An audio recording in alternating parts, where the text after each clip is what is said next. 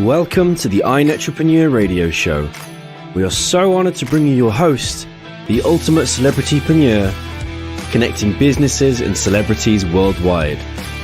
Winner of the Networking Organization of the Year, best-selling author, magazine publisher, trainer, and owner and founder of Network Together and the iNetrepreneur Media Network from magazines, TV, and radio network, we're excited to bring you your host, Mr. Robert W. Jones. Hi, everyone. Welcome to the show today. Thursday. It's Thursday again. It's almost the end of the week. It's almost that Friday. But for a lot of us as entrepreneurs, we don't even know what a weekend is, and it's because we love what we do. So we do what we love. And before we start the show, I want to remind you of a few little housekeeping things going across the right now. I want you to subscribe to the channel, youtube.com/iNetrepreneur Radio. Again, that's youtube.com iNetrepreneur Radio. Please subscribe to this channel because when we are on, you will get a notice. And when you get that notice, please get with us because we're always here to have a little fun.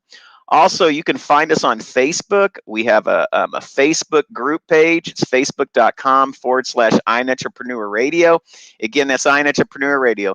And yes, it may be a hard word to spell, but if you bookmark it, you can always get there very, very quickly. Because I said, I may not be able to help you spell it, but I can certainly help you say it. So that's one of the things I pledge to you. Also, another thing you may not know about, but people ask me about, our events. We have a place where you can go. That's ntevents.net. That's ntevents.net. Currently, we have about 1,200 meetings and events and academy classes that you can go to learn, earn, and learn how to earn. And last but not least, I would be remiss if I wouldn't bring up the Art of Connection 365 Days of Inspirational Quotes. At our last book, the one that's right behind me, we created collectively, our team and the members of the iNetrepreneur Network and friends, over 120 first-time best-selling authors with this book, The Art of Connection. And, it matters. Put yourself out there. Not too many people can say that they're in the Library of Congress. And once you're in, pretty much they're not going to take that away. We've already been accepted for our second book, The Art of Connection, 365 Days of the Inspirational Quotes. We already have 365 Days of Networking Quotes in the Library of Congress. So please go to the website, Art of Connection. Go to the website 365 Days of Inspirationalquotes.com and go ahead and make sure you get your page now because we're starting to promote it and they're going to go fast. And if you get a random page, it's $147. If you get a reserve page, it's $247. But after August 16th, they go up $300 each one. So the early bird special really matters right now.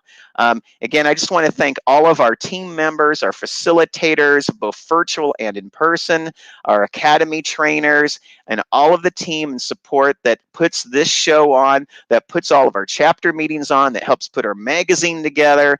I just want to say thank you to everyone.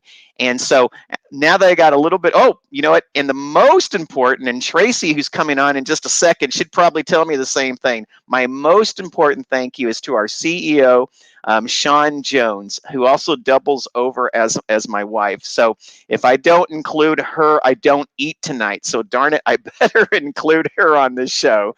So with no further ado, I'm going to go ahead and bring on our first guest, the person that we're waiting for, Tracey Kaster. Hi, Tracey. Hi, how are you? I am doing fine. And, I saw your picture there and I thought, for some reason I said, I better do a shout out to my wife, the CEO of the iNetrepreneur Network. Do you think that's a good call? I think it's a very good call. You always have to shout out the people who support you the most. I agree with that 110%, if not more. And what I loved is, before I always call it the the green room of internet radio, internet TV, before we got on air today. It was actually nice really getting to talk to you and know that you're a mom. You have three kids, just like at the house, just like I do. Although I have a 21-year-old that's gone on to do what she wants to do in life, I still have a 15-year-old, a 12-year-old, and 9-year-old. And you have three kids as well, don't you? That's correct. And it keeps things kind of busy, doesn't it? Yeah, it's funny. It's almost busier now than when they were toddlers. And I'm sorry for all the parents out there who have toddlers and are thinking it's going to get easier. In some ways, maybe, but in some ways, it gets trickier, especially now because mine are all teens, but none of them are driving yet. So Y- there's no Yeah, driving relief. That's a big yeah, problem. no driving relief, and with the three in the house, we haven't quite gotten to the driving relief as well. And believe me, I am ready for some driving relief. I mean, if it's not for special activities and then sports and then even with school and whatnot, I mean that alone is a part-time job. I mean between my kids, my wife's schedule, and my schedule, that's pretty much a 15-hour a week job within my role as an entrepreneur and father. It's crazy, isn't it? Absolutely. It's very time consuming, worthwhile, but still very time consuming. And you need to plan for it. Absolutely. Now, this is really kind of cool because we get to know you just a little bit deeper and a little bit better because we have more time. And so much of the time, Tracy, I'm always like with our guests, gosh, I wish we had an hour. I wish we had 2 hours. I wish we had a day and a half, because it's like you ask a question and all of a sudden more questions come. But I was really just honored to see you, like, one time at an iNetrepreneur Network virtual chapter meeting. And I still remember you in that kitchen. I remember the smile on your face, the passion in your voice, and just the actions that you did for all of us. And I thought to myself, gosh, what can I do? To do anything with her, because when you have that much energy just going to the left and going to the right and that much passion, passion's infectious, isn't it? It really is. And the best part about that entire event is that there I was and I got to eat the food after. I know, and then we had a lot of members and guests that came to that chapter that day, and we were always we were kind of all looking for, like, where's the button on our computer where we could push that food through the computer so we could smell Hmm. it, taste it, and see it, close up. So that was a really good time. But before we really get into your business, what I really want to do is I just want people to get to know you a little bit, and I get to read your bio and I get to learn a little bit about who you are, but at the end they're still just words. It doesn't really convey the passion and the real deeper of who you are with that emotion. And I think sometimes intuition really can't always be read. It has to be conversed. It has to be felt. It has to be you and I being together and talking about these things, because that engagement can be seen on how we are with each other. And that's why it's so important to do these Zooms. And I tell entrepreneurs all the time, run to the camera, run to the meetings, because by putting yourself out there, you never know who's going to be your next referral. But it started a long time ago, didn't it? Let's talk a little bit about your background. Let's talk about your family and your upbringing a little bit. Of course. I'm Canadian by birth. I grew up in small town. I always say Toronto for people not, but I mean, I grew up an hour northeast of Toronto, go to where there's almost nothing and then go 5 more miles right there. That's where I grew up, in a town of about 400 people that my family had been in for 5 generations. And secret, there's still 400 people in that town. It's a great little place. So, what a fun place to grow up. You went home when the street lights came on. There was one street light. I can't even plural that. It was a teeny tiny little place that was filled with friends and cousins for me, and it was amazing. Well, and it's really nice. I mean, for those who have actually grown up with five generations and to be in an environment like that, I, I, I believe you almost breathe in and become a part of that atmosphere. And, I don't want to go too far ahead, but, as a child growing up, you must have felt pretty immersed and pretty secure by being in a community where you kind of, we had this sitcom called Cheers, where everyone knows your name. I'm Hmm. sure when you were a child, everyone knew your name and everyone else in your family, didn't they? Absolutely. And when you're a child, you sort of see it as a blessing and a curse. Now you realize it's a path, because it really does take a village to raise anyone. But as a kid, we always would be running around knowing that if you got caught doing something you shouldn't, you'd get a kick in the rear end no matter what parent found you. It didn't need to be your own. So as a child, it was sort of a double-edged sword. Yeah. Well, and what is so crazy is, when you grow up in a small town, and people get to know you, I think, a couple of things happen. One, I think it kind of makes you respect the community a little bit more, because in a way, eyes are watching, but two, it also kind of gives you a sense of security that you may not have in really large areas where you're not known, and sometimes people don't really care. How did that affect you by having the feeling of just, I'm not going to say love, but just a sense of belonging? How did that affect your early childhood? I think it's so important. I'm a big believer in being part of community. I do a lot of different volunteering wherever I can. I think that's so important. But I also think there's a resilience that comes from it. In that, I mean, when I was going to school, there was 5 or 6 kids my age, and until I was 9, there wasn't any girls my age. It was all boys. So that sort of resilience around, you didn't worry about finding a child on your street who was, also a girl and your same age and in your same grade and did the same stuff. You played with whoever was available. You Hmm. were an opportunistic friend, because it was 5-year-olds to 15-year-olds playing hide and seek till dark every night of the week. And that changes you in an amazing way of being adaptable and resilient in your situation. Well, and it also gives you a sense of strength, doesn't it? Absolutely. And I think that's one of the things that comes across with you. You do have a feeling of strength that is really conveyed from you. You have a wonderful spirit, and a lot of times some things, and I say this, come from our nature, but there's also many wonderful things in our makeup come from the nurture. And I believe that a sense of community, a sense of belonging, a sense of understanding, and a sense of those around you, like you said, like even a tribe, it takes a tribe or it takes a village to grow someone. I think that helps strengthen the bonds that a person has even within themselves, doesn't it? I completely agree. I think it also gives you an element of responsibility from a very young age to everything. Not, we knew not to litter, not because we'd get in trouble, but because that was our playground. If we Hmm. littered, no one could play there. It would be full of garbage. So it was more than just a worrying about yourself in the situation, but about the welfare of the whole community. And I think a neat responsibility comes with that from a young age. And really, if we want to go down deeper than that, it really creates a sense of ownership in who you are and everything that you do. And that is an important thing, because for many people, and I see this quite a bit, it's, do people take accountability? Do they take ownership, in who they are and what they offer?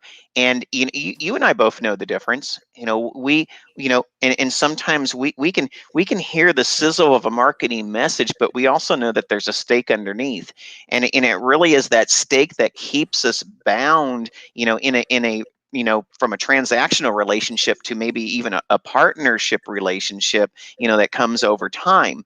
But I think you also had a pretty good sense of the world, Tracy, because when you got older, you actually studied political science, which kind of meant that you probably wanted to have a sense of, how does the world actually, not just my little community, right? But how does my community fit within a larger community? And within that construct, how does that fit within the larger construct of, kind of like a global environment? Tell me some of your interest on why you took political science. Oh, that's such a great question. So when I was little, my mom volunteered with the Conservative Party my whole childhood. I remember going to barbecues and so many different political events where she would do a variety of different things. This will sound a little bit corny, but when I graduated high school, I have, and I still have them, certificates from my provincial member of parliament and my national member of parliament. So that would be like getting one from your governor and getting one from your congressperson, which is kind of a big deal when you come from a town of 400 people. So I Oh have yeah. those because my mom orchestrated that, but it really made me very interested and having an awareness in what was going on. And I had a long-term plan at that stage to either go into politics or be a lawyer. To be honest, that was my path when I went off to university. But life changes. Well, I will say this, sometimes life changes, but interests don't change. And I'm sure Mm-hmm. even now you still probably are like wide-eyed and bushy-tailed when it comes to just understanding, your place and your part in the world. And, having that actually kind of probably created the strength of saying, even I'm from Canada, even though I'm in this close-knit community, you still had the strength to come all the here. I mean, we're in Phoenix, Arizona, Tracy. I mean, that has Mm-hmm. to be quite a bit different than being an hour away from Toronto in Canada, right? Well, it is, and I haven't lived in that little small town since, oh geez, maybe 1995, maybe even Yeah. sooner. So I've ping ponged around. There wasn't a direct line to here. Yeah. Well, and I want to talk about something else. And you brought up something which sometimes it always seems like, it's a bad word at times, conservative. And I tell people, I mean, you have to understand that conservative can mean a lot of things. You can be socially liberal, but then fiscally conservative, or you can be very tied into being maybe very civic oriented Mm-hmm. in being conservative politics. Being conservative doesn't mean that you're not socially aware or open to all ethnicities and religions, and being open to people who are different. And I think sometimes when you say that you're conservative, people mistake you as and you get typecast as being someone that you're not.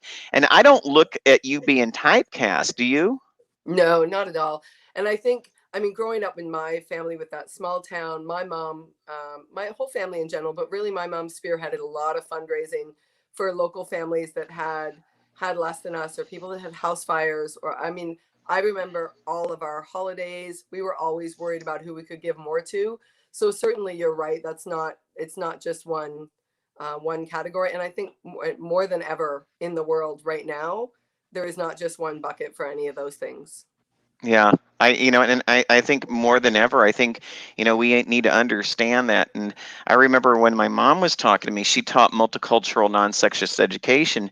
And she told me once, she said, son, I want you to understand this and take this with the rest of your life. She says, at the very least, remember, it's not a woman thing. It's not a man thing. It's a person thing. And the sooner that we all understand that, the sooner we can come together and move forward.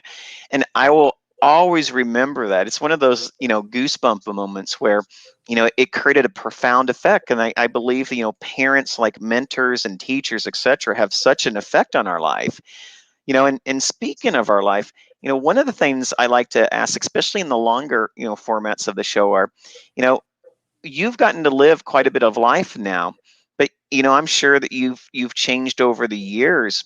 If I was to ask you this question, right now, right now, if you were to sit across yourself as that 9-year-old kid, what would be some things that you would tell your 9-year-old self that you wish you would have known, and if you did, life would have even been tremendously different. And then I'm not taking away to say, I'm a firm believer as life unfolds as it is. But if you were to do that, what would you say to that 9-year-old girl now? If you were like even the parent of that girl? Oh, that's a great question. I would say try everything you really want to. Don't leave anything where you're wondering after if you woulda, coulda, shoulda, because it's irrelevant at that stage. And whether that's trying out for a sports team, whether it's going for the job you're not sure you're ready for, whether it's picking up the phone and making a cold call, all those things. Don't worry if it's creeping into your head more than once. You want to do it more than you realize, and just eat the frog and get it done. Eat the frog. I love that, but not in That's Arizona. not mine. There's a book.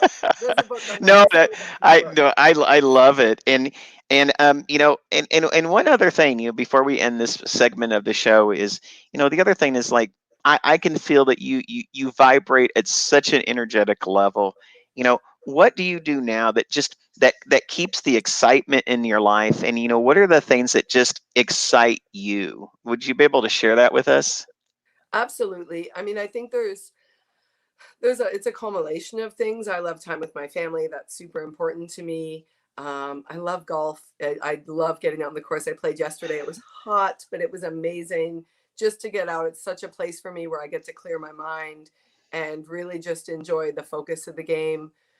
But I think most of my joy comes from being service oriented in everything I do, not just business stuff, but life stuff, friend stuff. If you can come from a place of service with someone, you just always head in the right direction. That's just a fact.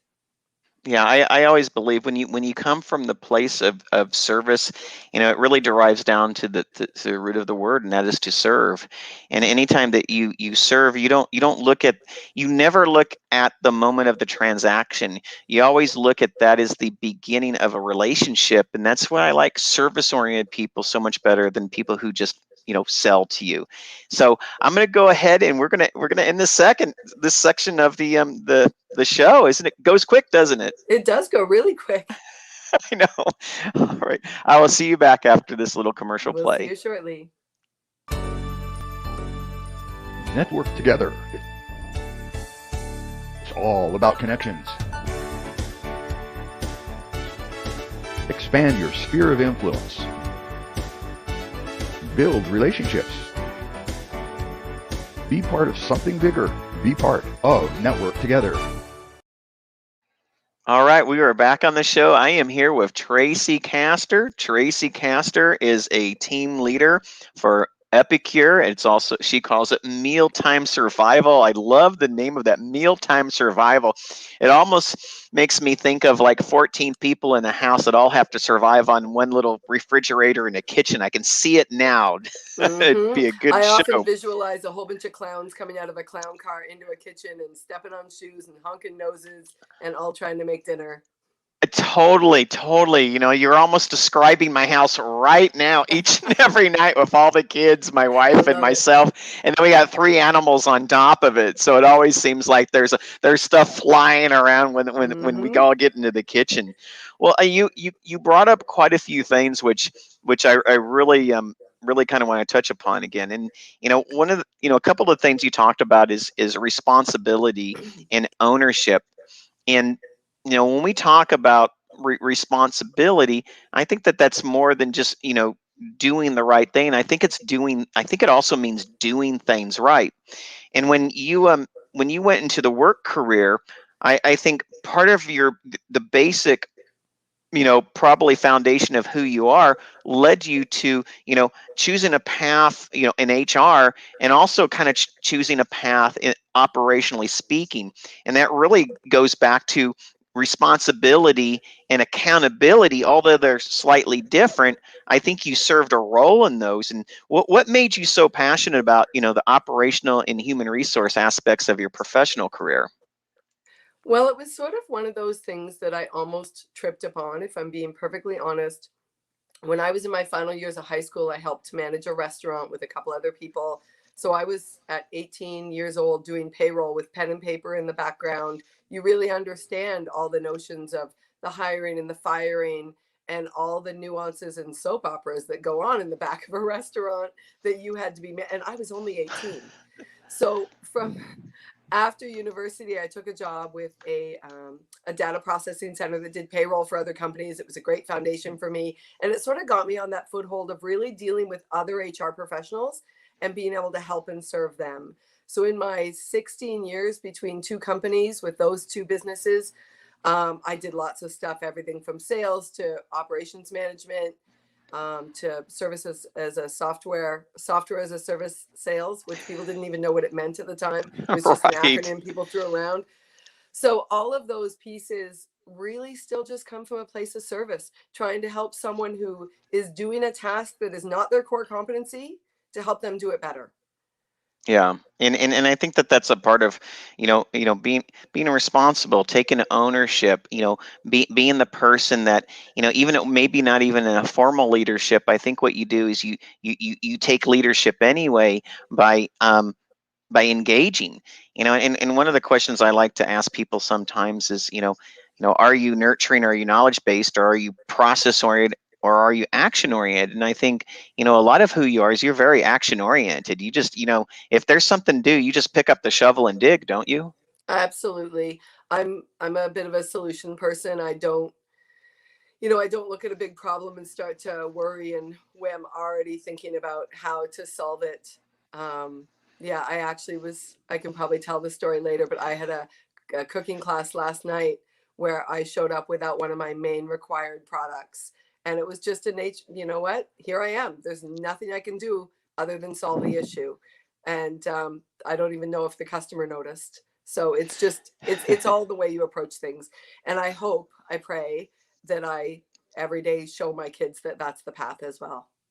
Yeah, one of my mentors had told me one time. He stated to me, he says, "Look, you know, not that your goal is to make the most money in the world, but he says, you know, people who solve the biggest problems normally do make the biggest money, and it's because they're desired. It's people don't necessarily want to do the how. If they don't have an expertise in it, but they want someone who's expert in knowing how to do that how. And I remember thinking about that, and I'm thinking, like, you're right. It doesn't matter, who it is or when it is or why it is or any of the is. It's really, if I hire someone, or if I work with someone, or if I buy something, it's really to empower me in such a way that I'm getting some type of return from it. And the biggest problems are, the people who pay the biggest amounts of money for them. But in your business career, I'm sure over those 16 years you probably had mentors or role models in your life. Tell me a little bit about, people who might have shaped your professional career during that 16-year time span. Absolutely. Great question. And I think they were also people who were sort of get it done folks. But I also sometimes gravitated to the people who were a little more methodical, took a little more time because depending on what you're attacking, both options can be valid.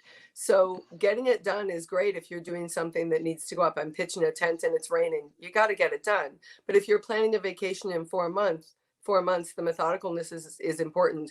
So I also valued that a lot in people. I think my favorite thing that I ever learned from a mentor of mine was the way he would talk about our competition. I'll never forget. I was young. I was excited. I was trying to get a sale in the payroll business, 20 something. And when I was with the customer and I introduced this gentleman and he said, "Oh, who's doing your payroll right now?" And they said, "Our competitor." And he said, "Oh, they're a really great company. Good for you." And I almost stood there a little stone faced because that would not have been my reaction. Not that I would Right. have said anything negative because that's wrong as well. I just would have done it okay and started mentally thinking some other things. And it really just showed me a pathway of how gracious that is in Hmm. acknowledging their choice and acknowledging your competitor's ability. I think there's so much value in that. Yeah, and I respect that a lot. I know in my career, I was an athlete for many many years, and I can only imagine what it would be like back when I was an athlete, and we shared the sentiment of tearing each other down as athletes. I mean, it just wouldn't, going to a meet wouldn't have any allure at all. And sometimes when you come into the business world, it seems like sometimes to tear down is such an easier, task than to, build up. And I'm glad that you saw that, because, I think it's one of the things where, you know, you're the type of personality, at least in my opinion, you're here to say, okay, how many people can I save? But if it's not your boat and someone else is saving someone, you're okay with that, because because you can't take everyone, can you? Absolutely. I'll even applaud them along the way. Yeah, I love that, but as we become busy in our life and in business, I'm sure everything went wonderful and was always roses when you were in your professional career, weren't they? No, not even remotely.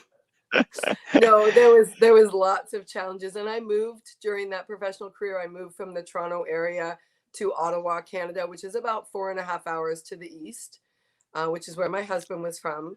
We got tired of the long distance commute, and I moved there. And you know, that also takes a little bit of resilience to really pick up. And I'm sure there was conversations there as well. You know, does he move? Do you move? Do you both move somewhere? You know, but you know, a part of that through negotiation and even self-confidence helps allows you to really, you know, be able to manage that process, right? Of being able to do that. You know, tell me just a little bit about, you know, what were your thoughts in moving from, you know, kind of a place where you were starting to get, you know, really settled in to like, oh, here I'm going to be moving again. What was that like for you? Well, when you're in love, it's a slightly different process than a normal business decision. And we were traveling back and forth every other weekend, which is a lot. So that certainly played a massive factor. But honestly, we let fate take a little bit of its course, because the same job I was doing opened up in the city of Ottawa with the same company I was currently with. So it just seemed like, well, that's the universe giving us a sign. And so I just up and moved. And honestly, it wasn't even a long conversation when the opportunity was there that allowed me to fit into the same corporation I've been with at that stage for a number of years. And it was just going to be a simple unplug here and plug in there from a career perspective. Hmm. That made it easy. Now, life was a little less easy, because when you are moving in your late 20s, we didn't have children, we didn't have pets. It's really hard to meet adults. My husband was in this town since he was in high school. So that's definitely a challenge, but I have some of my very best friends still in Ottawa, and met lots of them in Ottawa. So I'm very gracious for that time there. Well, I don't want you to play down, you know, another word of, you know, that I always say to entrepreneurs, and that's, you know, having flexibility. You know, no matter what, you know, there still was a flexibility there that says, you know what, you know, even though the world opened up, how many times do entrepreneurs say no to it, even though it's staring them in the face? You know, Mm-hmm. there's an old saying says you can lead the horse to water, but you can't make them drink. I mean, there still has to be that decision. There still has to be a deciding factor that says, you know what, I will do this and I'm okay with this, you know, not just because I love you, you know, it's because I can see that there is benefit in it. And I think sometimes as entrepreneurs, we don't always, you know, sometimes we even want to be so right, we even lose happiness in it. And I think, you know, being flexible and being able to share and being able to learn from and sometimes go for the happy, you know, is much better than the right. And I think that we can learn something from that, you know. But, you know, some of the other things I want to know is like, you know, if you were to sit down like with entrepreneurs and, you know, people who are professionals, you know, what are some of the things that you believe that they should do more of, you know, like just right now, what do they not do enough of? Well, of course, it's a little bit different depending on what your business is, but really, it's three main focuses. Generally speaking, you need to take good care of the customers you do have. That's so important. You need to be finding, or at least educating people on what you have to offer.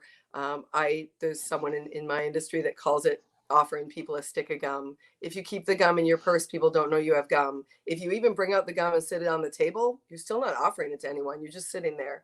But if you offer them the stick of gum, at least they know you have it. Maybe they take it, maybe you don't. It's not personal. You don't get hurt if someone doesn't take a stick of gum from you. But it's funny how people think about business so differently. So I think making sure people know what you do and what you have to offer, so that when they come across someone, they'll be like, oh, I have someone you should talk to. And then last but not least is just get in the mix, being active in whatever it is, if it's in networking groups, if it's on social media, but you need to be active doing the do. You can't just talk the Yeah. talk, in my opinion.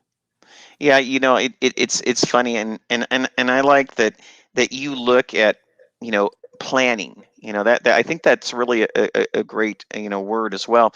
And sometimes, you know, when people do things that they're not measured in their approach. and you brought up networking, and I say that, of course, well, Nine Entrepreneur Network started as a networking organization. And one of the things that I always attempted to say to networkers is you're not in this for a sprint. You're in this like a marathon runner. And the more that you understand that, the relationships build all the time, and it's kind of like the planting of seeds. Eventually it bears fruit that will always sustain you.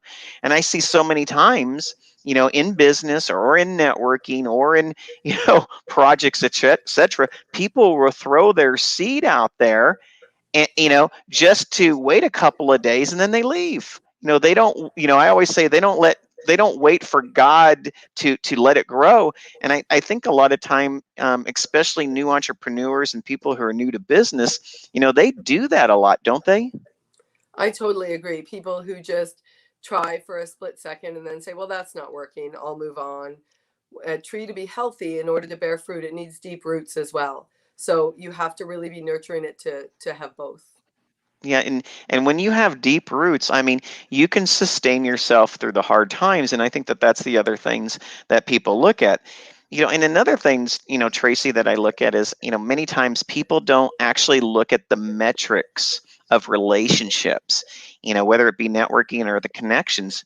If you are sustainable in a group, and you start to create an identity, and you start to create a certain amount of like authority and awareness, when people come through a group, you could meet 200 or 300 guests, in one networking group per year. If you do just the proper reach out one-on-one, 10% of those people will probably end up in clients. But if you stay 2 weeks and you leave, probably none of those people would ever be clients, wouldn't they? I completely agree. Also, if you spend a little more time learning about what they need and then helping them connect with people after, that's memorable. That puts a Yeah. stamp on a relationship that won't be measured by you leading with what you can do for them. Yeah, and the other thing that I love about, because in this organization we talk about the traditional marketing, we talk about digital marketing, but we talk about the in-person marketing. And I know one thing, I call it the fly on the wall principle. Sometimes I like to sit down and I just like to look in the room, and I just like to see who's reaching their hand out first, who's engaging, who is looking at people. And 9 times out of the 10, that's the person I want to do business with, because they have an appetite, to go back to that word that you and I love, and that serve. Mhm. They are there to reach out, listen, and create with someone. And I think that that's the beauty of in-person networking that you don't get in any other environment. Wouldn't you agree? Yeah, it's completely. I mean, I'm so excited to be able to be back in person in front of people. And I know everywhere in the country is not the same right now, or in the world, on that topic. But it just feels really, really good to get that. There's something about the emotion and the energy in the room that you just don't quite get the same. I mean, this one-on-one that we're doing even has quite a bit of that. But often when I'm in groups, it's one person talking. Lots of people have their camera off. It's so vanilla will be the word I'll use. Right. So And I we're like coming up. vanilla, but I like other things Oh, more. hey, I like vanilla too, but it better be vanilla bean. That's all I'm going to say. It Yes. has to be vanilla Yes. bean. So we're coming up on the end of this segment. So the question I'd like to ask you is, at the end of the day, do you love to work, or I should say, do you live to work, or do you work to live? Which way do you go on that? I definitely would say I work to live. Um, Make sure I'm yes. It's a tongue Right. I twister. know. I threw out love. I was like, I love my work. And so for me, it's just Yes. like, I love to work. I mean, ask my wife, and she's like, Yep. okay, turn out, just go. And but so I love it. So to me, I just love to do what I do. It's a business, but so you say you work to live. Well, I think I'm mixing them up because I think I heard love in there, but that's okay. I know, right? You say those really quick and then it's all confusing. But I work because this is what I love doing. I mean, Yeah. I'm very fortunate. My husband has a great job. I couldn't, when we moved to the US, which was only in 2017, by way of Germany, I didn't even have a work permit here for 2 years.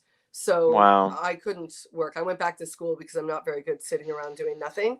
But I really enjoy the aspect of working. I know it makes me a better mom. I know it makes me a better wife. It makes me a better friend to have this for myself. I know a lot of people will ask, what's your why? That's such a common question in industry. What's your why? And I say the thing you're not supposed to say. My why is me. Because if I keep myself together and happy and fulfilled doing this amazing job, I'm better everywhere else, and I know that. So Yeah.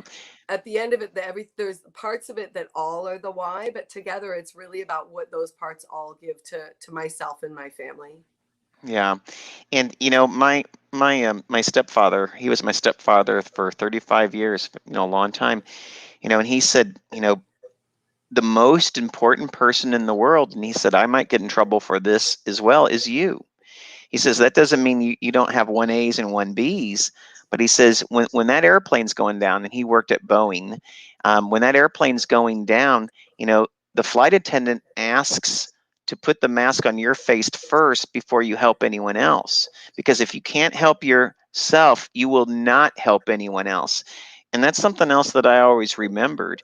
It's like, I have to be sustainable. I have to be accountable. I have to, have ownership in everything that I do, because that's the only way I can help others. And it starts with me, and it does not start with anyone else. And when you said that, it reminded me of that. Mm-hmm. You know, well, Absolutely. well, you know what? This was a great segment. We are about ready to go to our next segment. I'll play a commercial, and we are going to be back, and we're going to talk a little bit about what you're doing right now. I'm really excited for that, Tracey. Excellent. Thank you. You're welcome. Network together. It's all about connections. Expand your sphere of influence. Build relationships. Be part of something bigger. Be part of Network Together.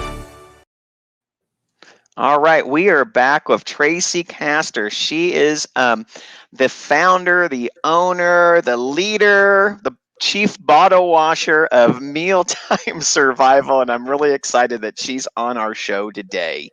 In my big question in this segment right now, Tracey, is moving from Toronto, growing up, I mean, even going to Germany, getting married, having a 16-year professional career.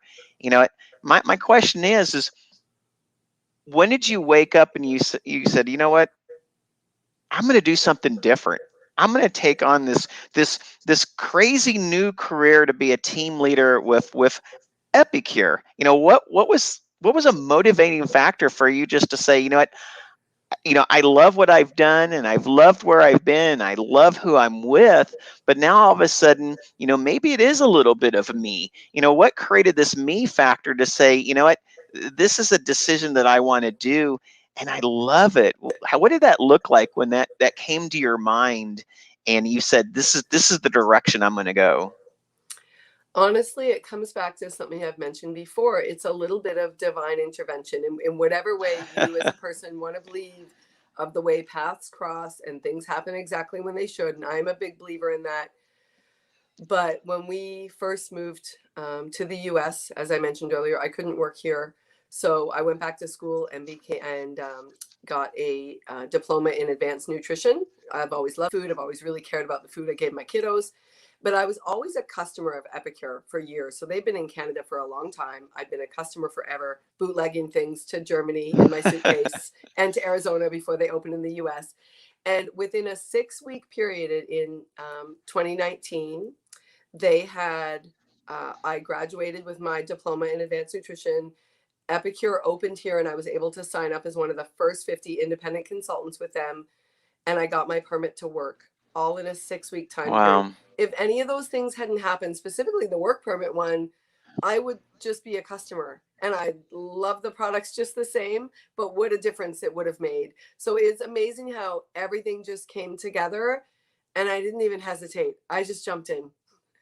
Well, I mean, there must have been a sense of fear or at least unsettlement during the time frame that you didn't know if you were going to be, accepted to work here. I mean, how did you handle that? Oh, not very well. There was a lot of tears, I think. I And mean, wow. every story I tell gets tumultuous, I swear. But we were actually in Canada and learned it was so rocky. We were in Canada in July of 2019. So last time we were there with family and learned that my husband's business, who we were on the work permit here in the US with, had been sold. And we had 48 hours, despite the fact that we had 2 more weeks of holidays in Canada, 48 hours to be back in the country or we are not going to be allowed back in. It's something that Oh, most people don't even think of. It wouldn't even cross your mind. And out of that also meant my application that we had done that was really close to being done for work permit status had been closed. It was no longer out there. And it was a few weeks of a lot of unhappiness. And I finally found an immigration lawyer that helped me get it back on track and take care of it all. It was expensive. It was painful. It was still all worth it. But the truth is, I'm an entrepreneur. So you know what? There's still times where I have fears and doubts and all those emotions all the time. I mean, that's just life. If you're not feeling a little bit of those emotions all the time, you're probably not pushing you or your business hard enough. yeah, I agreed. I say that an entrepreneur has to have a few things in their toolkit. One of them is they need to have, rhinoceros thick skin. And the second thing is they need to be a Marine. They need to be able to improvise, overcome, and adapt. And yeah, if they don't have a certain amount of unsettledness, then they're really not pushing their own boundaries. And that's what entrepreneurs do. They go for the space that's never been built before. And I definitely think that you do that.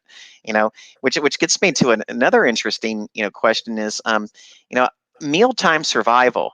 And we kind of talked about this just a little bit earlier, and it's kind of like, oh, here's the rate of the kitchen, the family members, and maybe it's the life of the entrepreneur. It's like I feel bumper cars going on, or I feel like I'm out on a boat and I'm trying to like fish with like a little hook. you know why did you come up, or how did you come up with the company name Mealtime Survival? Tell us a little bit about that. Well, I think I wanted it to be authentic to me and what I felt in my family. I've always believed that when you come from a place of authenticity, it's the most important thing. I'm not going to stand here and tell you, even though I have a diploma in nutrition, I'm not a certified nutritionist. I didn't follow that path all the way. So I'm not going to come and speak from a podium that isn't mine. But the podium of chaos in the kitchen and hungry children wanting to eat 7 meals a day, that's my podium. I can stand on that all day long. I come with experience. I come with do's and don'ts, lots of don'ts, trust me. So I've done a lot, and I've done a lot of fun on my own road trips with my kids, both here and in Europe. I'm a big road tripper. I believe in them, and how to feed your kids on those road trips that's a niche, and I do think I'm pretty good at it. So when I thought about the business and what I wanted to give, well profiling products from Epicure, I really felt the mealtime survival was the angle I wanted to go to. Let's help people in the kitchen. And little did I know, the pandemic was right around the corner, but it was a time where people needed help in the kitchen more than ever. I got emails from customers that brought me to tears, thanking me for having a Zoom talking about healthy eating at home or how to cook breakfast in 6 minutes, because they were people who lived alone and now worked at their house and never saw people for months on end. And the mental aspect of that was very heavy on many people. So when I did it, I didn't know that was out there, but wow, just so rewarding as it continues to grow. Well, and we hear that a lot. I mean, I hear that a lot, about healthy eating. But here's the thing: sometimes we hear it so much, it really doesn't resonate anymore. It's just like words being said.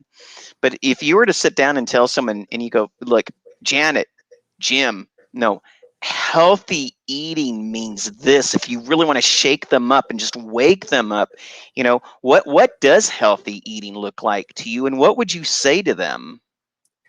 I would generally start off by asking people if they would put something other than good, clean gasoline in their car. Because that resonates with me. Would you put apple juice in your car? Would you put water in your car? Because those things aren't going to be good for your car. When you talk about if someone was selling a gas that was half the legal octane, would you put that in your car? Probably not, because you know it's not going to be good for your car. And your body works the same way. And I'm not going to, soapbox and say that my kids don't get treats. I don't get them a lot, but they do get the odd one. We go to Dairy Queen drive-through every so often, just like all the other families. But if you think of an 80-20 rule and really focus 80% on good, clean eating, and with clean eating, you have to be so careful of marketing. It's so dangerous. Things like, I know there's a huge trend now on plant-based diets, and hey, nothing better than food from plants. I love it. But when you look at some of the plant-based meat alternatives, they have 47 different ingredients in them. And usually the entire intake of your daily sodium in one serving is pretty scary. Most teenagers today are getting in double and triple the sodium amounts they should have every single day. It's a problem that we don't see the symptoms of today. We'll see the symptoms of in 10, 15, 20 years. They've already called some of these younger generations that might be the first that don't outlive their parents because of the way people are choosing to live their lives and eat their food. And that's terrifying. As a mom of 3 kids, it's really scary. Well, and it is really scary that much of the time we put such an emphasis on what's in a bottle and sometimes in a pill and not actually what we prepare. And, we actually had the discussion this morning at the table, Tracey, and one of my sons was one of my sons was talking about food, and he's like, well, can I just drink shakes, the rest of my life, and then just get everything I want from that? And I said, well, and I told him, I said, well, you can get a lot of nutritional value out of eating shakes, but I said, you can't disregard millions of years of the evolution that it took to create the human body, and I told him a lot of the human body relies on gut health. And if you have inflammation of your gut, everything in your body breaks down. Would you agree with that? Absolutely. I think there's so many more amazing aspects to being in the kitchen other than just the value of what your body needs from a nutrient standpoint and the work it sometimes needs to do to break down certain foods. Those are important functions. The work your teeth need to do, they're there for a reason. It's not just liquid food. But more than that, you can learn so much in the kitchen. You can teach so much to your kiddos in the kitchen. I just did a great Facebook segment. It was 4 days long with a handful of other business partners that I have, all on kids in the kitchen and the value of getting kids in the kitchen. And just to highlight a few, you're teaching them math and science skills. You are getting them in there, being part of the community, having responsibilities, unloading the dishwasher, all those things that they're going to need to learn anyway. Why not have them take burden off the parents who often do it? But even more than that, the camaraderie and the family time. All my best family memories are steam on the windows, pots boiling over, somebody fighting over dishes, somebody snapping somebody with a dish towel. I had 3 older brothers.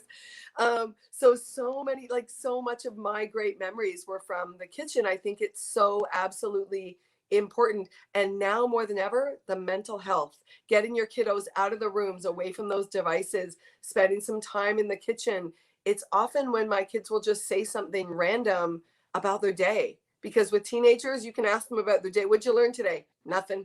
What'd you do today? Nothing.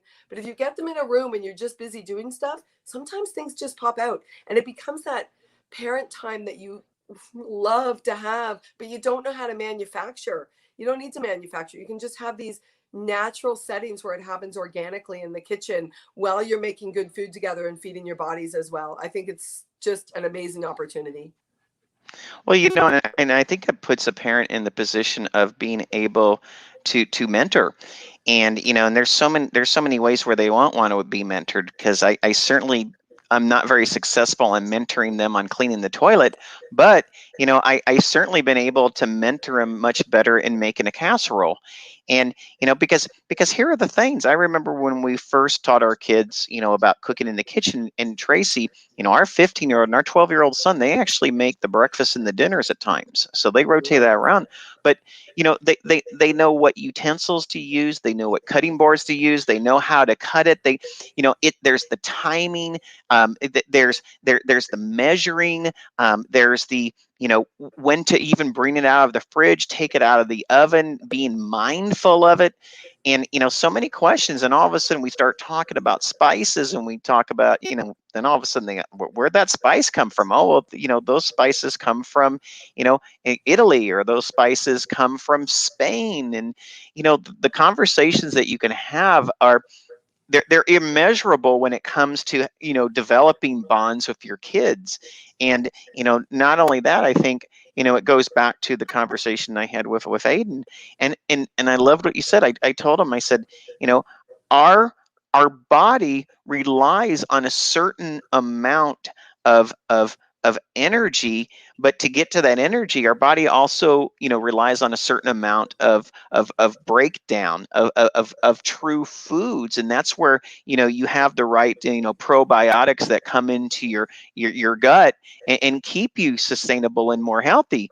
And as I tell entrepreneurs, I say, what is wealth without your health? Wouldn't you agree? Completely agree. There's a saying, oh, I wish I could remember it. If you don't, something like, if you don't pay attention to your health, you'll, I'm not going to get it right. I should have wrote it down somewhere. But essentially, it's that if you're not doing this in advance, you'll be forced to pay attention to your health. It will come at a point where maybe it's even past a point of being able to do something about it. And that's scary, because so many things in the human body, the symptoms aren't obvious, and they're not right away. It is happening Yeah. underlying all the time. I loved your comment on timing in the kitchen, and that's one I forgot to mention. But wow, is that ever critical? And I know from working in a restaurant at a young age, the timing, your ability to time things and bring them together, that is such a transferable skill for life. The ability to Yes. run a project and have 16 things and know the order of operations and the codependencies that different things have, that can be born in the kitchen. That's a great skill set. Oh yeah, and it really comes to fruition when you do the baking side of things. You have to really be in tune with it. You could stir fry anything, but when it comes to bacon, there's a certain magic, there's a Mhm. certain chemistry that you learn that's offered from when you bake. Right now we're coming up to the end of the show, believe it or not already. Just for the listener, just so they can kind of get some nuggets of what you do. What are really the three, and I look at you as saving the family entrepreneur. The mom and dad, they're entrepreneurs and they have kids, and you can really give them health, and you can really give them a little bit of time and life back as well, with the healthy food. But what are three real reasons that you would give the family entrepreneur on why they should use your product and or services? Absolutely. And I think number one, so the Epicure products that I'm an independent consultant for are gluten-free, nut-free. I could go on with a massive list of what they're free of, but I'm just going to say what you're probably not supposed to say. They're junk-free. There's no MSG, no colored dyes. I have a kiddo who's allergic to red 40. So for me, that's super important to keep that out of our food. So that's base step, clean eating one. Know what you're cooking with all the time, every time. I number two, I offer cooking classes online, in person if you're close to me and we know each other. I do tons online, really showing people how to get a raw to ready dinner on the table in about 20 minutes, quicker than calling Uber Eats, healthier, tastier, which is super exciting. And the last piece, and the really big piece right now, because Epicure is an organization, they're amazing to partner with, and they're new to the US, is the business opportunity. So being able to not only Mhm. feed your family, excellent, at the same time, but earn a side hustle or a real job replacement income if that's what you're looking for. And if you're an ION entrepreneur member, there's a special right now that you can find under the specials tab. I love that. Well, thank you for that. And the last question I want to ask you before our wonderful hour is up is, Tracy, when it's all said and done, and you look at your life, what would you like to be remembered for? Oh, that's a big question.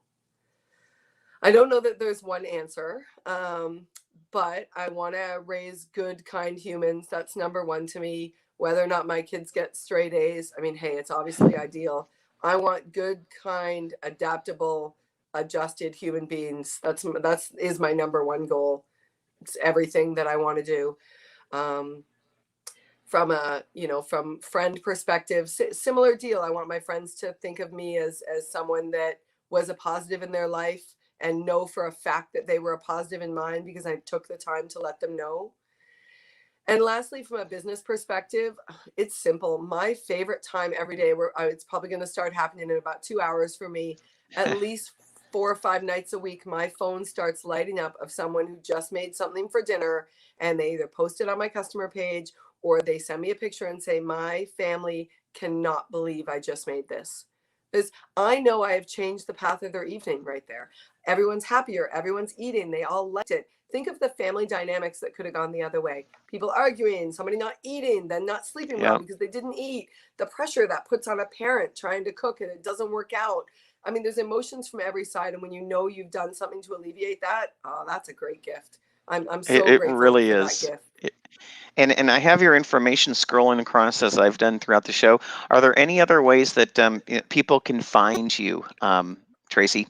Absolutely. Probably the biggest one is on Facebook. I run a group called Tracey's Mealtime Survival. So just same as the name of the business. And in there, I share recipes and ideas. I sometimes go live with corny ideas about road trips for kids or whatever it might be. My customers share a lot in there as well. I'm also on Instagram just with the name reverse. So it's Kaster Tracey. Yeah, I think, and on LinkedIn, of course. Well, I want to thank you so much for being on the show today. And, I think we really got a little bit of who Tracey is and why what you do. And I think that's really important because for you, it's not about, just the business part. It really is about the how can I serve part. And I think that that's what's so magical about what you do and how you do it. And Tracey, I just want to thank you so much for being on our show today. Thank you so much. I really appreciate the opportunity. It's been fun. All right. Well, I look forward to dinner tonight, so I'll see you in about an hour and a half. Does that sound okay? Have a great week, Tracey. Thanks again. Thanks so much, Robert. Well, that was Tracey Kaster. She is with Mealtime Survival, and I am so excited that she was on our show today. I feel like I was just talking with an old friend, and I really wanted to, kind of put my restaurant career into the mix, but I thought we probably wouldn't have a show because we'd probably not get out of that segment very easily. But, again, Tracey, thank you so much. I just want to remind everyone again, please subscribe to our channel on YouTube, like us on Facebook. We are here every week from 2:30 to 3:30 right now Pacific time, and you can go to ntevents.net. That's ntevents.net to find more information. Everyone make it a great week, and I hope to see you soon. Thank you. You've been watching the iEntrepreneur Show, a production of the iEntrepreneur Radio Network with host Robert W. Jones. Join Robert each week as he visits with new and exciting guests who inspire, teach, and mentor entrepreneurs worldwide. Follow Robert each Thursday at 1:30 p.m. Pacific, 4:30 p.m. Eastern, and 8:30 p.m. Greenwich Mean Time.